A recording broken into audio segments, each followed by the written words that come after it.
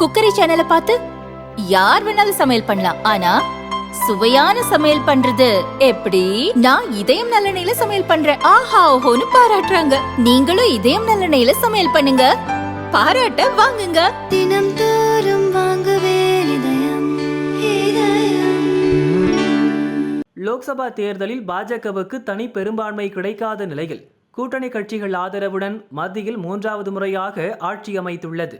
ஆதரவு தந்த கட்சிகளில் பீகாரின் ஐக்கிய ஜனதா தளம், ஆந்திராவின் தெலுங்கு தேசம் கட்சிகள் முக்கியமானவை. இந்த 2 கட்சிகளும் தங்கள் மாநிலங்களுக்கு சிறப்பு அந்தஸ்து வழங்க வேண்டும் என்று கூட்டணி ஆட்சி அமைந்ததிலிருந்தே கேட்டு வருகின்றன.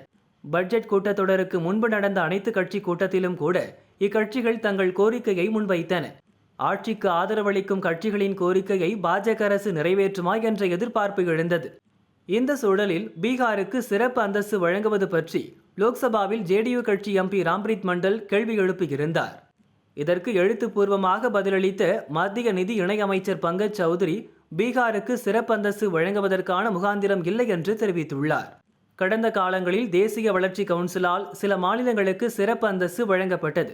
அது சில வரையறைகளுக்கு உட்பட்டது. அந்த மாநிலங்கள் மலைப்பாங்கான நிலப்பரப்பை கொண்டிருக்க வேண்டும், குறைந்த மக்கள் தொகை அடர்த்தி அல்லது பழங்குடியினரை கணிசமாக கொண்டிருக்க வேண்டும், அண்டை நாடுகளின் எல்லையில் அமைந்திருக்க வேண்டும், பொருளாதாரம் உள்கட்டமைப்பில் பின்தங்கிய மாநிலமாக இருக்க வேண்டும், சொந்த மாநில நிதி வருவாயை கொண்டு மாநில தேவைகளை பூர்த்தி செய்து கொள்ள முடியாமல் இருக்க வேண்டும்.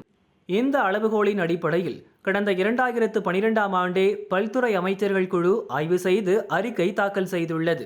அதன்படி சிறப்பு அந்தஸ்து பெறக்கூடிய வரையறைகளில் பீகார் இடம்பெறவில்லை என்று இணையமைச்சர் பங்கஜ் சௌத்ரி தெரிவித்தார். இதை சுட்டிக்காட்டி பீகாரின் எதிர்க்கட்சியான லாலு பிரசாத் யாதவின் ராஷ்டிரிய ஜனதா தளம் நிதிஷ்குமாரை விமர்சித்துள்ளது.